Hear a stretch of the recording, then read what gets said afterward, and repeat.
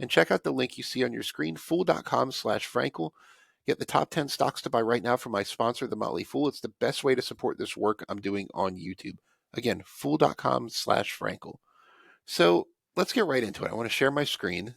So, as mentioned, your benefit will be reduced if you claim early. If you claim Social Security before reaching your full retirement age, which is 67 for Social Security for people born in 1960 or later, if you do that, your benefit could be as much as 30% lower. That's if you claim at age 62, the earliest possible age to claim. Now, there are some perfectly good reasons to claim early, and we'll start with the most obvious ones. So, number one, the most obvious reason to claim Social Security early is that you need the money. Um, if you ask people who claim at age 62, this is usually the most common reason you get. A lot of people end up leaving the workforce sooner than they planned, whether through a job cut or for health reasons, or their hours were cut. I have a relative who had to leave the workforce early because of the COVID pandemic. Their job was eliminated, and it was really difficult to find another one at the time. So, if you need the money, it is a perfectly valid reason to claim Social Security before you reach full retirement age. Again, your benefit will be permanently reduced, but that's better than not having any money, and it could be a really good reason to go ahead and pull the trigger on Social Security.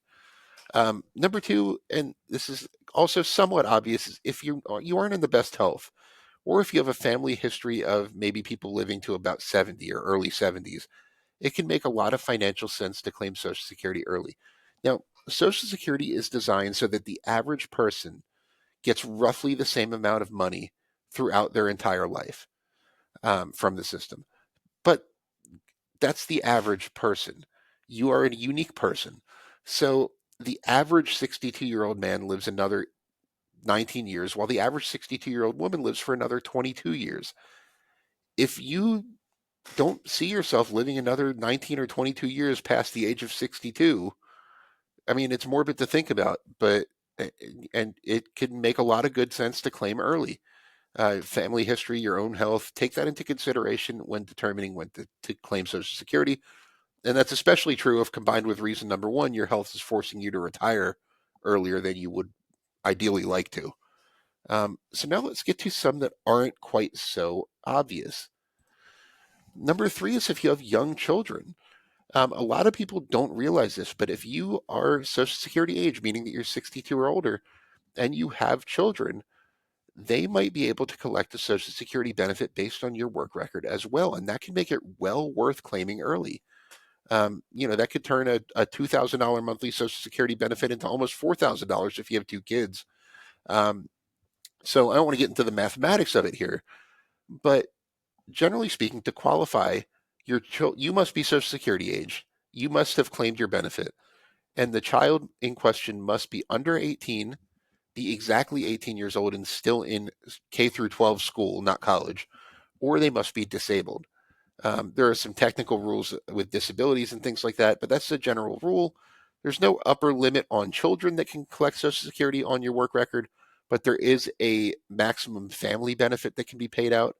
And if you say have 5 kids who are claiming Social Security on your work record, their benefits could be prorated according to that family maximum. But just to give you an idea of what this means, the average child benefit, and there's a lot of children that get Social Security benefits. The average child benefit is about $893 per month. And that's on top of the benefit that you get for claiming Social Security. So if you're 62 and have, say, 2 young teenagers, it can make it worth claiming Social Security even if you are not at full retirement age just yet. So child Social Security benefits, it's a complex topic. I'm going to do another video on it before too long. But just keep it in mind, if you have young children, it can be very much worth it to at least consider crunching the numbers and look into claiming Social Security early, because it's not just your check that you're worried about at that point. You can get Social Security income for your children that you have in your care as well. Number four, and this is one that a lot of couples don't think of, if your spouse is older. So spousal benefits are a whole topic for another video. I think I've actually done a video on spousal benefits not too long ago. Essentially, spousal benefits are designed to provide income for married couples where one spouse was kind of the primary earner and the other one either didn't work or earned relatively low salaries throughout their career. For if one spouse is a stay-at-home parent, that's a very common example of when a spousal benefit kicks in. My own mother was a stay-at-home parent for most of my childhood, so she's going to get a spousal benefit on my dad's work record. But so it's pretty common knowledge that the longer you wait to claim Social Security, even if you wait past your full retirement age as late as age 70, your benefit will keep going up and up and up and up and up. So the longer you wait, the more your benefit will grow until age 70. For spousal benefits, there's no increase for delayed retirement. Now, if you're expecting a spousal benefit on someone else's work record and you claim before your full retirement age, your benefit can be lower. But if you're expecting a spousal benefit and you wait until age 68, 69, or 70, there's no benefit in doing that. It's not increased anything any more past your full retirement age.